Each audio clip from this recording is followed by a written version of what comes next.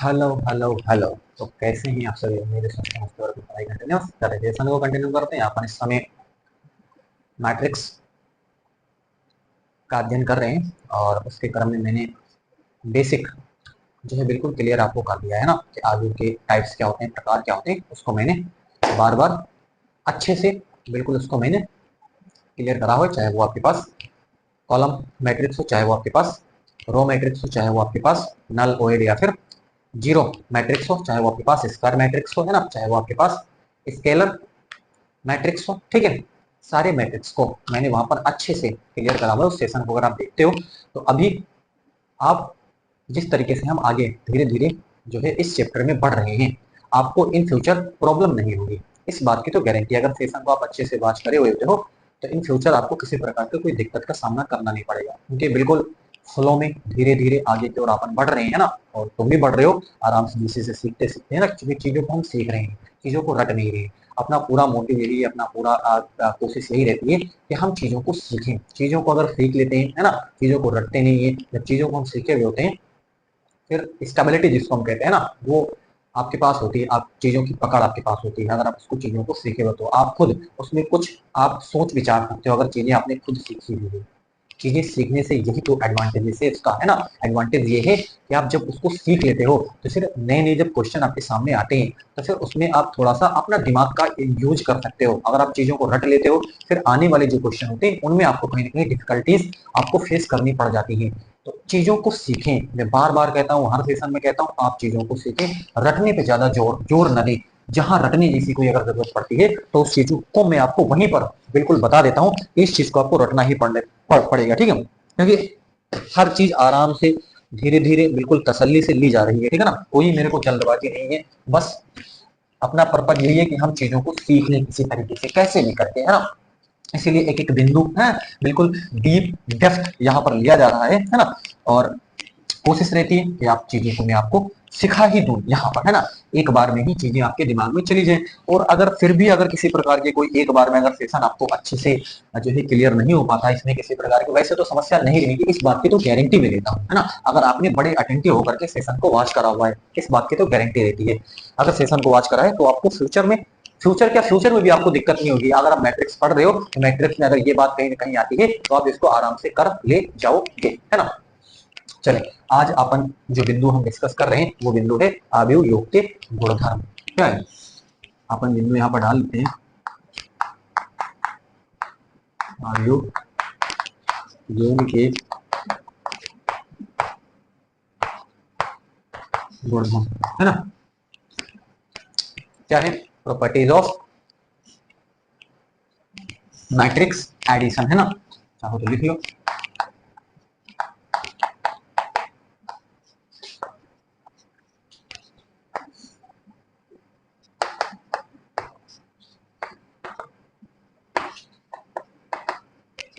है ना, वैसे नाम के ऊपर मैंने लिख दिया। जो आपके पास हिंदी मीडियम के हैं, है ना, तो हम चीजों को सीखने धीरे धीरे आव्यूह योग के गुणधर्म, एक एक गुणधर्म पर अपन डिस्कस करते हैं, बिल्कुल डेप्थ में आराम से चीजों को सीखेंगे। पहला हम लेते हैं जिसको हम क्रम विनिमय कहते हैं। क्रम विनिमय, है ना, क्रम विनिमय नियम। चले, जिसको हम कॉमुलेटिव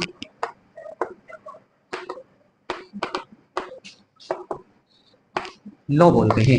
कॉमुलेटिव लॉ आपके पास होता है, ठीक है।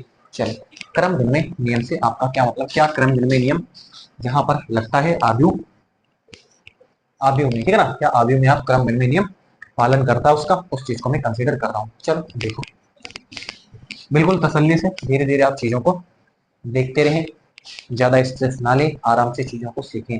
अगर कहीं प्रकार का आपको किसी प्रकार का कोई तनाव स्ट्रेस है तो आप वहीं पर रुक जाएं। स्ट्रेस में चीजें आप सीख नहीं सकते, तनाव में चीजों को आप सीख नहीं सकते। जब तक आप फ्री होकर के चीजों को वॉच नहीं करोगे, चीजों को अच्छे से समझोगे नहीं, फिर वो बोरियत में अगर आपने किसी चीज को पकड़ लिया और उसको सीखने की आप कोशिश कर रहे हो, फिर उसमें आपको चीजें समझने में आपका ध्यान ही अलग रहेगा, है ना। आपका अगर फोकस टोटली अगर यहाँ पर नहीं है तो फिर आप यहाँ पर इसको पकड़ नहीं पाओगे बात को, ठीक है। यदि ए तथा बी समान क्रम अभी मैं इसकी हर एक टर्म को आपको बिल्कुल समझा दूंगा। यदि ए तथा बी समान क्रम माना m गुणे n के अवयव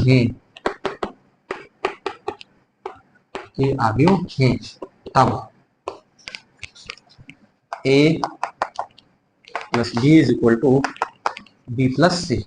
ध्यान से देखिए, a plus B is equal to B plus C. मैंने क्या कहा, यदि a तथा b समान क्रम, ये a और b दोनों क्या हैं, ये अवयव हैं। यहाँ पर आप पकड़ लो, है ना। वैसे ये मैं थ्योरी लिख रहा हूँ, वैसे लिखने की जरूरत नहीं है, अभी हम सवालों से इसको अच्छे से समझ लेंगे। अगर ये आपको याद होता है या नहीं याद होता तो इसको लेकर के आप टेंशन न लें ना कि मेरे को ये याद नहीं होता, ठीक है ना। कैसे याद करें, उसी में खोए हैं, उसी में परेशान है कि याद नहीं हो रहा। याद करना भी नहीं है इसको याद करने की जरूरत है ही नहीं, है ना। आप याद ना करें, आप टेंशन ना लें, है ना। टेंशन में फिर कहते हैं टेंशन लोगे तो फिर आगे पढ़ नहीं पाओगे आप। टेंशन न लें, आपको ये याद करना नहीं है, मैंने बता दिया तो याद करना बिल्कुल नहीं है ना।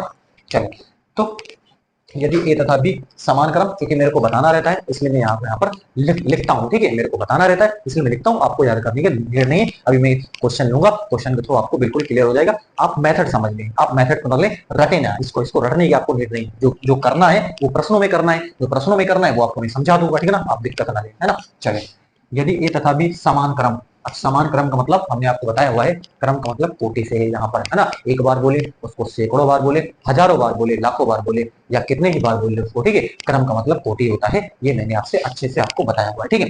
तो यदि ए तथा बी समान क्रम, है ना, माना m गुणे n, है ना, दो अवयव हैं जिन दोनों की कोटियां आपके पास क्या है, m गुणे n है। मतलब दोनों अवयव ए अवयव बी दोनों की कोटि क्या है, m गुणे n। अब m गुणे n का मतलब 2 गुणे 2, 3 गुणे 3, 4 गुणे 4, 5 गुणे 5, 6 गुणे 6, 7 गुणे 7, 8 गुणे 8, 9 गुणे 9, 10 गुणे 10, 11 गुणे 11, 12 गुणे 11, 12 गुणे 12, सॉरी, है ना, 13 गुणे 13, 14 गुणे 14, समान, है ना। जैसे, और अब यही समान मतलब अब केवल यही नहीं हो गया, ठीक है ना। समान कोटि का जैसे 2 गुणे 3, दूसरा 2 गुणे 3, 4 गुणे 5, 4 गुणे 5, है ना। मतलब 4 गुणे 5 इसकी कोटि है तो इसकी भी 4 गुणे 5 होनी चाहिए। इसकी 8 गुणे 9 है तो इसकी भी 8 गुणे 9 होनी चाहिए। इसकी 2 गुणे 3 है, इसकी भी 2 गुणे 3 होनी चाहिए, ठीक है। इसका मतलब दोनों की कोटि क्या होनी चाहिए, ए और बी दोनों की कोटि समान के अवयव हैं। तब अगर ये चीज हो जाती है, ये चीज अगर आप हो जाती है, मतलब ए प्लस बी यानी अवयव ए और अवयव बी को आपने जोड़ा, है ना, जो रिजल्ट आया, अवयव बी और अवयव सी को जोड़ने से जो रिजल्ट आया, दोनों अगर बराबर है तो इसका मतलब फिर ये क्रम विनिमय नियम का पालन करता है। अतः हम लिखेंगे, अतः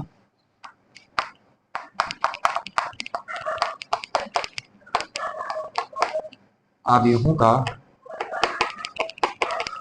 योग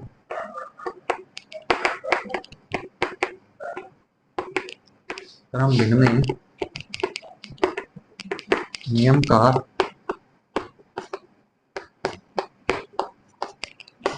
करता है ना। चलो ले लेता हूं, नियम का पालन करता है। चलो एग्जांपल लेकर के मैं आपको दिखाता हूं, है ना। चलो, एक जो बात हमको समझनी है वो यहाँ पर है ना। अब आपको ज्यादा टेंशन ना लें, आप आराम से देखें। 1 2 3 5, एक अवयव ए है और एक अवयव ये बी है ना। 5 7 8 9, ये देख लो, 2 गुणे 2, ये भी 2 गुणे 2, है ना। दोनों अवयव की कोटि समान है शर्त के हिसाब से, ठीक है। ए तथा बी समान क्रम, तो दोनों का समान क्रम 2 गुणे 2, यहाँ पर भी 2 गुणे 2 ही, ठीक है। ए प्लस बी, चलो देखो ए प्लस बी पता करते हैं। ए प्लस बी, ए कितना है, ए है आपके पास 1 2 3 5, प्लस बी क्या है, बी 5 7 8 और 9, ये ठीक है। चलो ए प्लस बी, चले अवयव का योग, ये बिंदु भी अपन कंसीडर करेंगे। अच्छा, आपको रिकॉल करा दूं, क्या रिकॉल करा दूं कि अवयवों का योग अभी कंसीडर करेंगे, है ना। वो यहाँ पर आपको अगर करना है तो अभी आप सिखा दूंगा कि अवयव का योग कैसे करते हैं, वैसे तो आपको पता ही होगा, लेकिन उस बिंदु को भी मैं लूंगा, किसी बिंदु को मैं छोड़ूंगा नहीं ना, अवयव का योग का भी मैं यहाँ पर लेने वाला हूँ। चलिए, क्या करना होता है कि कोटि अगर बराबर है तभी आप इसको जोड़ सकते हो। कोटि क्या होनी चाहिए, इसकी कोटि बराबर होनी चाहिए, तभी जोड़ना पॉसिबल है, अदरवाइज जोड़ना ही पॉसिबल नहीं है, ये आप याद रखें। जोड़ना अब इसको हम अभी कंसीडर करेंगे, मैं आपसे कह रहा हूं कि अवयव का योग में कंसीडर करूंगा, ठीक है। यहाँ पर ओवरऑल अभी जो मैं आपको बताने की कोशिश कर रहा हूँ कि जोड़ तभी हो पाएगा जब दोनों की कोटि क्या हो, बराबर हो, ठीक है। चलो, तो यहाँ पर देखें, और जोड़ते कैसे हैं, जो संगत एलिमेंट होते हैं उनको जोड़ लेते हैं। संगत एलिमेंट मतलब इसके संगत कौन सा, ध्यान से देखना, इसके संगत ये वाला, इसके संगत ये वाला, इसके संगत ये वाला, इसके संगत ये वाला, तो जो संगत अवयव होते हैं उनको हम क्या कर लेते हैं, जोड़ लेते हैं, है ना। तो ये क्या हो जाएगा, 1 + 5, 2 + 7, 3 + 8 है ना, और 5 + 9, ये ठीक, a + b बराबर, ये कितना हो जाएगा, ये 6, ये 9, ये 11 और ये 14, ये आपके पास आया a + b, है ना। चलो a + b, b + ab पता करते हैं। चलो आप इसको नोट करो, फिर अपन b + ab मालूम करते हैं। नोट करें, फिर आगे अपन बढ़ते हैं।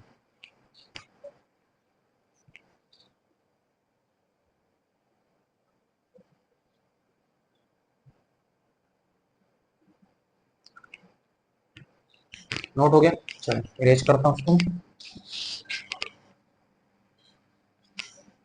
बात तो अपन को यहां से समझनी है, एग्जाम्पल से, ठीक है ना, जो मैंने लिखा हुआ है।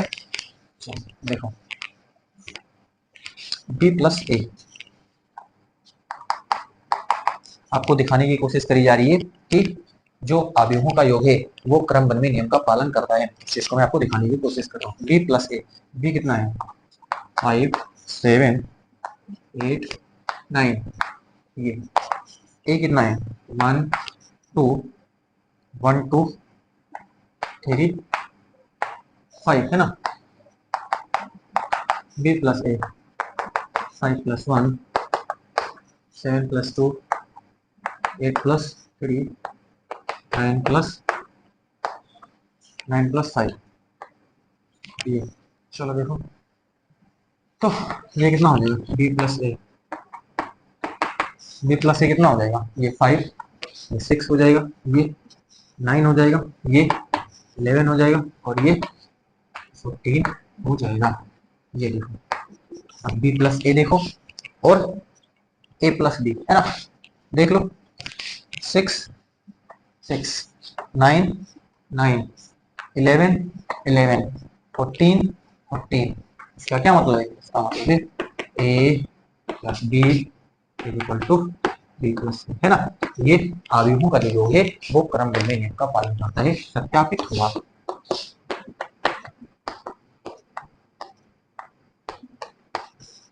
हाँ, बात बिल्कुल क्लियर। एक गुणधर्म मैंने पढ़ लिया, ठीक है। चलो अगले गुणधर्म पे चलते, नोट करें आप इसको, फिर अगले गुणधर्म तक अपन चलते हैं। चलिए,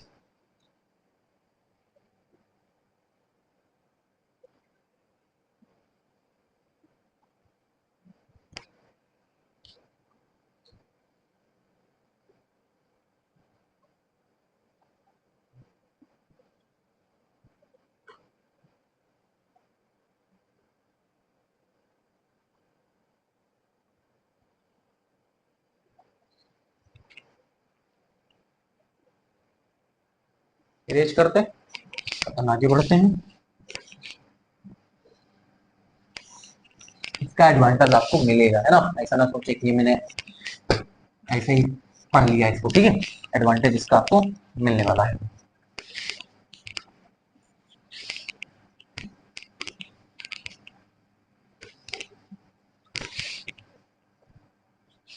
अगला है आपके पास सहचर नियम। सहचर नियम, है ना, जिसको हम एसोसिएटिव क्या बोलते हैं,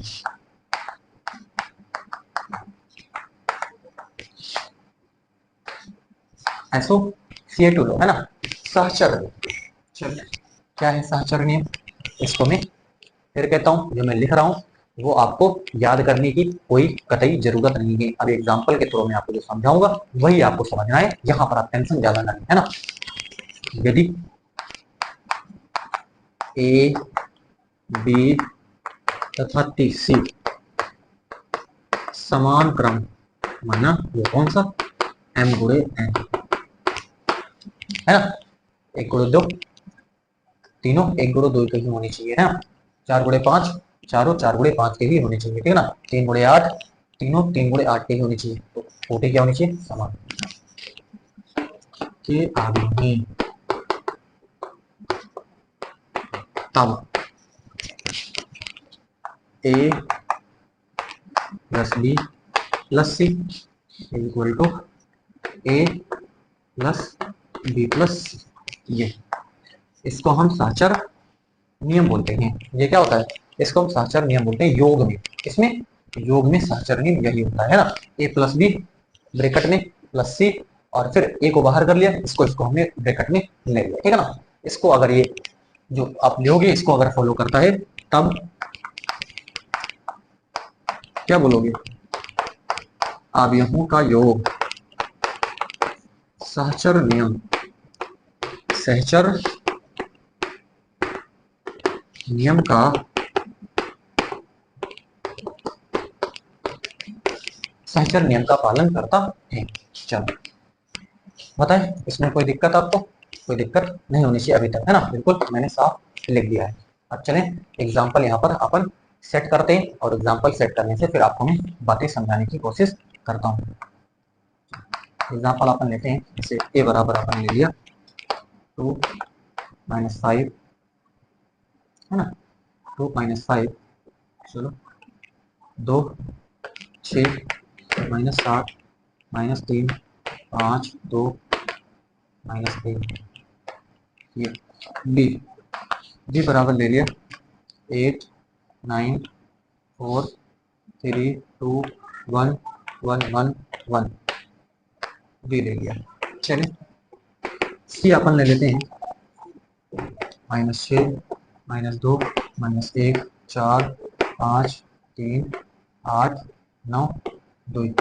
ये एक एग्जाम्पल यहाँ पर मैं ले रहा हूँ, ठीक है, तथा यहाँ पर लिख देते हैं, तीसरा हमने ये लिया है। चलो अब एक एग्जाम्पल मैंने लिया हुआ है, अब इसको हम क्या करेंगे? सॉल्व करेंगे। इस चीज को अगर मानता है तो आप कहना कि जो अवयवों का योग है वो जो है साचर नियम का पालन करता है, अदरवाइज नहीं करता है। ये आपके सामने एग्जाम्पल मैंने ले रखा है, अब हम इसको सॉल्व करेंगे और इसके बराबर दिखाएंगे आपको, देखते हैं होता है कि नहीं होता है। अगर होता है तो साचर नियम का पालन करता है, नहीं होता है तो नहीं करता है।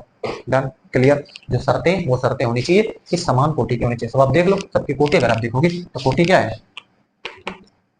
3:3, सबकी कोटि बराबर है। देख लो, ना हो तो बताओ सबकी कोटि क्या है? बराबर है ना। इसकी कोटि 3/3 की, इसकी भी 3/3 की, इसकी भी 3/3। चलो इसको नोट करें, फिर मैं अपन आगे बढ़ते हैं इरेज करके, है ना। चलो नोट करें आप इसको, फिर आप आगे बढ़ जाए। स्क्रीन शॉट आप ले लें आराम से, है ना, फिर इसको खुद नोट करते हैं।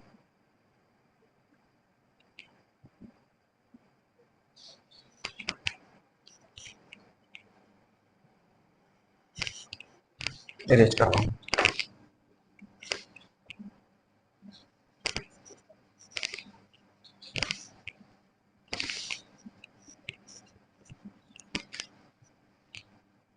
ओ, इसको मैंने तो इरेज भी कर दिया, सवाल को फिर से लिखना पड़ेगा। चलें ले लेते हैं क्वेश्चन को, ले ही लिए क्वेश्चन में क्या रखा है ना, तो अपने दाएं हाथ रखिए 1 -2। अब कुछ और लेना पड़ जाएगा, ठीक है ना। चलो हम 2/2 में ही ले लेते हैं ना, जल्दी थोड़ा सा हल कर लेंगे। 4 2 है ना, ये ए है, बी ये लिखते हैं 6 -8 -2 -6, बी है ना, तथा सी बराबर 2 -3 -4 -5, ये सी है आपके पास, ठीक।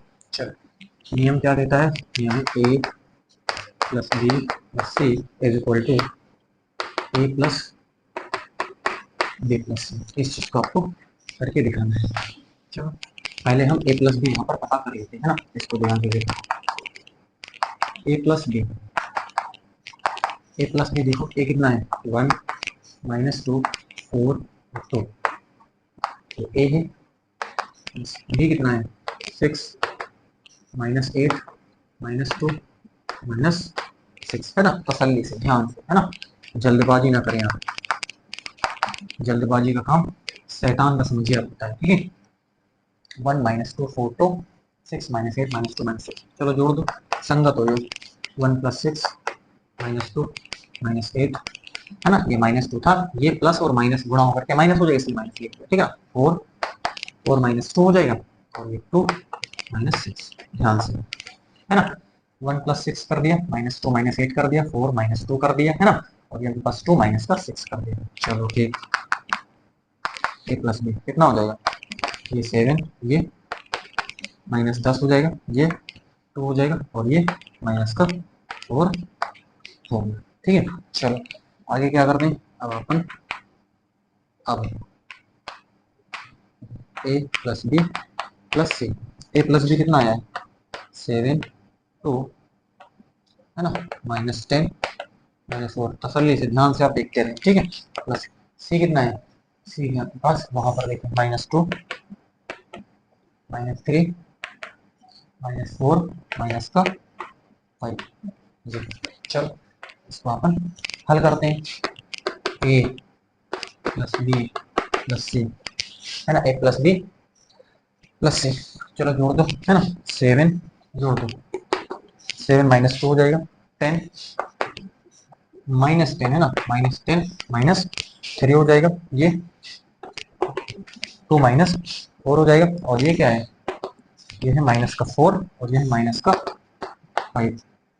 ठीक है, चलो A plus B plus C is equal to, ये कितना हो जाएगा 5, 7 माइनस 2 5 हो जाएगा, और ये माइनस 13 हो जाएगा, और ये माइनस का 2 हो जाएगा, और ये माइनस का 9 हो जाएगा। ध्यान से, ये माइनस का 9 हो गया। चलो एक पक्ष मैंने यहाँ पर सॉल्व कर लिया है, इसको हम डिब्बे में बंद कर देते हैं। चलो दूसरा अपना देखते हैं, दूसरा क्या है, पहले हम बी प्लस सी पता कर लें, है ना, ध्यान से, बी प्लस सी, बी क्या है, बी ध्यान से देखें, बी है 6, है ना, ये है माइनस का 8, है ना, और ये है माइनस का 2 बी, है ना, और ये माइनस का क्या है, माइनस का 6 बी, यही तो है, ध्यान से देखना, बी है आपके पास 6 माइनस 8 माइनस 2 और माइनस का 6, और प्लस सी क्या है, सी है माइनस 2 माइनस 3 माइनस का 4 माइनस का 5।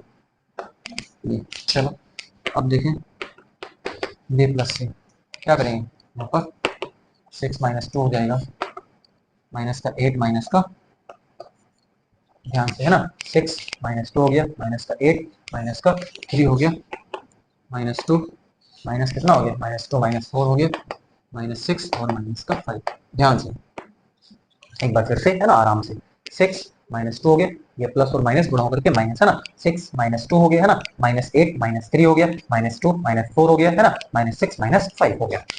आराम से, बराबर कितना हो जाएगा यहाँ पे, यहाँ पर आपके पास 4 हो जाएगा, ये माइनस का 11 हो जाएगा, ये माइनस का 6 हो जाएगा, और ये माइनस का 11 हो जाएगा। एक बार फिर से, 6 माइनस 2 4 हो जाएगा, 8 माइनस 3 माइनस 11 हो जाएगा, है ना, माइनस 2 माइनस 4 कितना हो जाएगा, माइनस का 6 हो जाएगा, और minus 6 minus 5 is equal to minus का 11 हो जाएगा। चलो ये बी प्लस सी है, चलिए इतना नोट करें, फिर मैं आगे पढ़ जाता हूँ। चलो नोट करें आप, है ना, अभी हमें इसमें ए क्या करना है, अभी ए को इसमें जोड़ना है, ठीक है, उसके बाद में रिजल्ट देखेंगे क्या आता है, अपना रिजल्ट क्या आता है। एक रिजल्ट तो आपके पास, ये एलएचएस तो मैंने क्या कर लिया है, सॉल्व कर लिया है, आरएचएस अभी बाकी है, एक स्टेप और अभी मेरे को चलना है। नोट कर लिया, अब इसको अपन आगे बढ़ जाते हैं।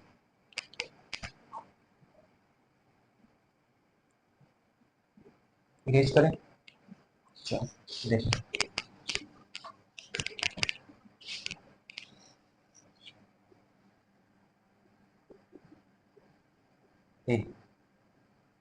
यहाँ पर लिखा फिर साफ कर दिया ए। चलो यही है, ध्यान देना, मुझे गड़बड़ हो जाए फिर से सवाल लिखना पड़ जाए इसे, और मैं लिख लेता हूँ, तो बात बनेगी नहीं। चलो क्या आपको पता करना, ए प्लस बी प्लस, यही है, ए आपके पास है 1 माइनस, तो आपको लिखा होगा वहां पर ए, है ना, ए हम यहाँ से देख लेते हैं, ए प्लस बी हमने निकाला होगा, ठीक है, और यही है ना, ध्यान से, है ना। चलो बस बी प्लस सी, ये देखो रिजल्ट आपके पास, और माइनस 11, है ना, माइनस का 6 और माइनस का 11। अब मैं इसको इरेज कर सकता हूँ, है ना, इरेज कर दूं, देखो क्या हो जाएगा यहाँ पे, ए प्लस बी प्लस सी, ये हो जाएगा 1 + 4, कितना है 1 + 4 है ना। यहाँ पर देखिए -2 और -11, -2 -11, 4 माइनस कितना हो जाएगा 4 - 6 2 -11।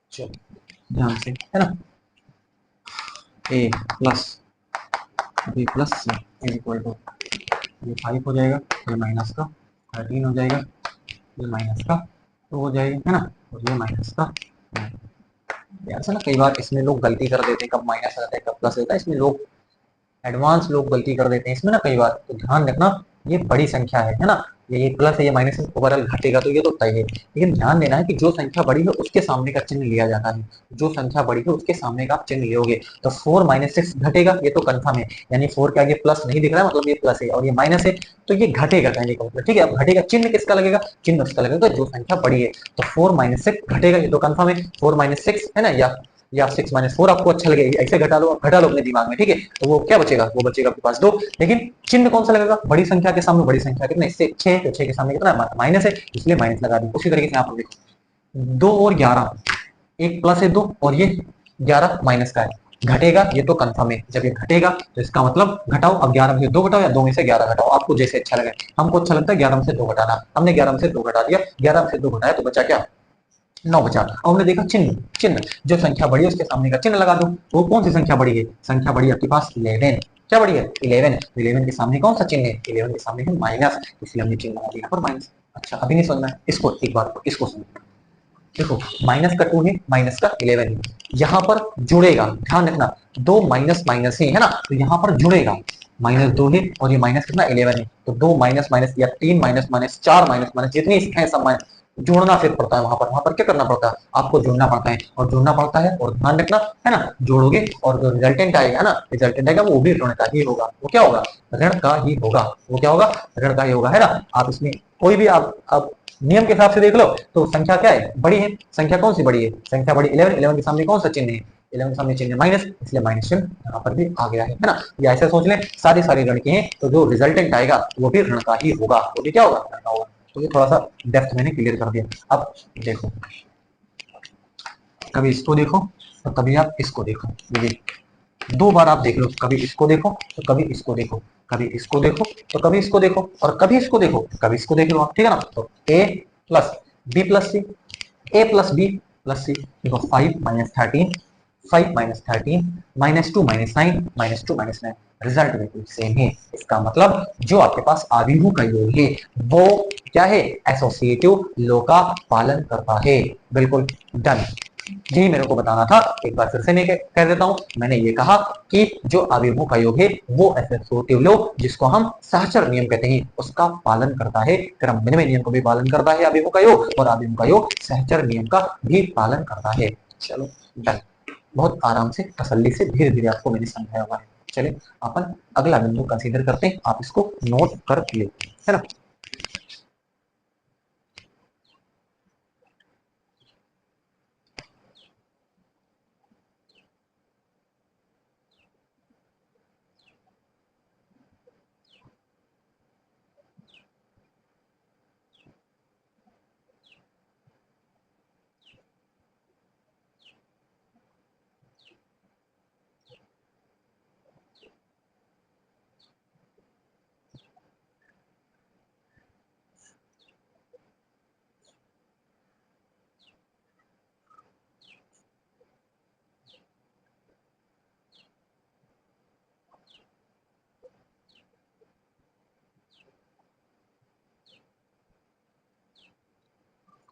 इरेज करते हैं, उम्मीद है कि आपको बात ये बिल्कुल क्लियर हो गई होगी, इसमें आपको किसी प्रकार का कोई दिक्कत आपको नहीं होगा, ठीक है। इरेज करते हैं, अपन अगले बिंदु पे बढ़ जाते हैं। नोट कर लिया होगा आपने, है ना, अगले बिंदु पे अपन बढ़ते हैं।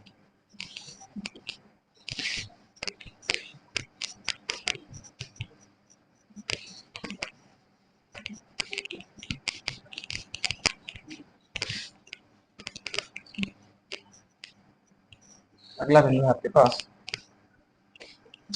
आव्यूहों का योग,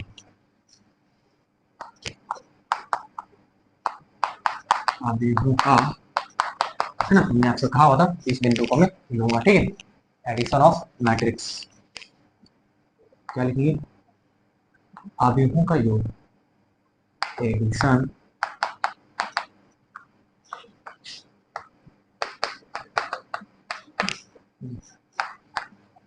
मैट्रिक्स, ठीक है। ये प्लूरल फॉर्म है, ठीक है। आव्यूहों क्या है, आव्यूहों का योग, अगर हम दो ले या फिर तीन ले, जोड़ तभी संभव है जब समान कोटि का, इसको तो आप गांठ बांध लें, क्या गांठ बांध लें कि जोड़ तभी अवयवों का पॉसिबल है जब कोटि उनके क्या हो, उन अवयवों की कोटि क्या हो, समान। नंबर एक, चलो इस बात को मैं यहाँ पर लिखता हूँ, यदि दो अवयव A is equal to A I J,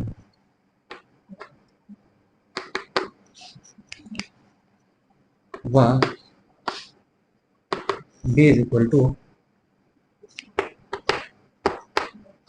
B I J समान कोटि के हों, समान कोटि के हों,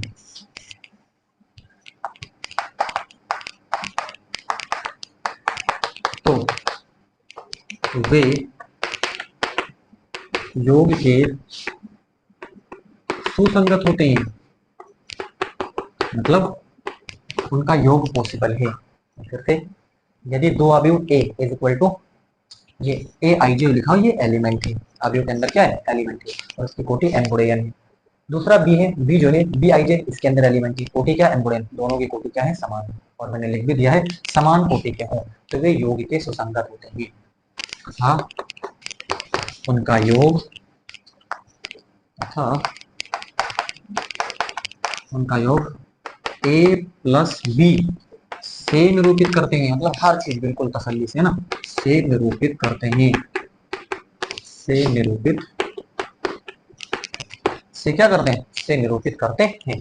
योग को किससे दिखाएंगे, दोनों अवयव को ए प्लस बी आप कर देंगे, ए प्लस बी से निरूपित करते हैं, है ना। ए प्लस बी कोटि वही होगी, ए प्लस बी की कोटि वही होगी, की कोटि, की कोटि वही होगी जो अवयव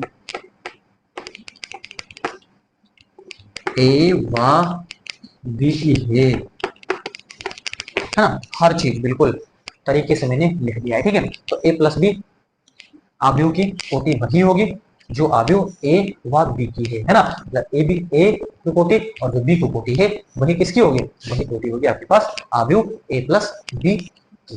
कंफर्म, डन, कोई दिक्कत नहीं होनी चाहिए। अगर कोई दिक्कत पूरी तो मैं आपको दिखाता हूँ, है ना। जैसे अगर मैं इसको अच्छे से लिखना चाहूँ तो कैसे लिख सकता हूँ, A plus B is equal to A I J, ये क्या है, एम गुणे एन प्लस क्या है, बी आई जी, और ये एम गुणे एन, ठीक है। अच्छा, A plus B is equal to, इसको ऐसे भी लिख सकते हैं ना, ए आई जी, है ना, ये आपके पास प्लस, है ना, और आपके पास यहाँ क्या हो जाएगा, ये, और ये आपके पास बी बी आई जे, है ना।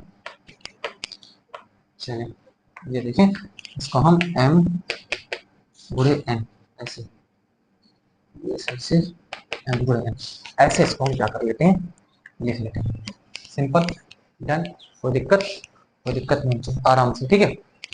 इन दोनों को क्या कर लेंगे, कोटि, यानी कि जो जो जोड़ोगे है ना, ये अवयव ये अवयव, दोनों अवयव को आप क्या कर लो, जोड़ लो, और जोड़ने के बाद कोटि उसकी वही हो जाएगी एम गुणे एन, तो कोटि इन दोनों अवयव की है, मतलब एक अवयव ये है इसकी कोटि एम गुणे एन है, और ये अवयव ये है इसकी कोटि क्या है, एम गुणे एन है, तो जो रिजल्टेंट आएगा मतलब ए प्लस बी आएगा उसकी कोटि भी एम गुणे एन ही होगी, है ना। ये जोड़ करके हमने दिखा दिया, उसकी कोटि एम गुणे एन ही होगी। बताओ कंफर्म, कोई दिक्कत होनी चाहिए। चलो मैं अब क्या करता हूँ, एक एग्जाम्पल है ना, जो आपके एग्जाम में आया हुआ है उसको सीधे मैं उठाता हूँ। ठीक है, चलो आप इसको नोट करो, फिर जो एग्जाम्पल आपके एग्जाम में आया हुआ उसको मैं कंसीडर कर रहा हूँ। ठीक है, चलो नोट कर लें आप इसको, है ना।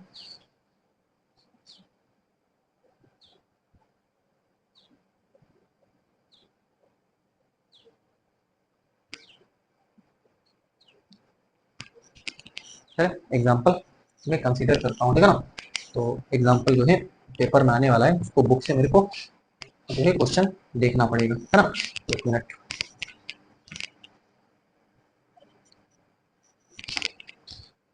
चलो तो क्वेश्चन हमारे पास है,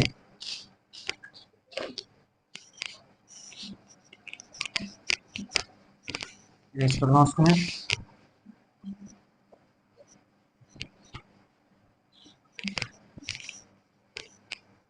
तो क्या लास्ट में आपने बिंदु देखा, यानी ए प्लस बी, वो क्या है, ए I J plus B I जे, है ना। ये आपके पास है अंगुड़े एन, ये रिजल्टेंट है ना, यही तो मैंने लिखा हुआ था। चलो फाइनल है ना, चलो क्वेश्चन लेते हैं अपन।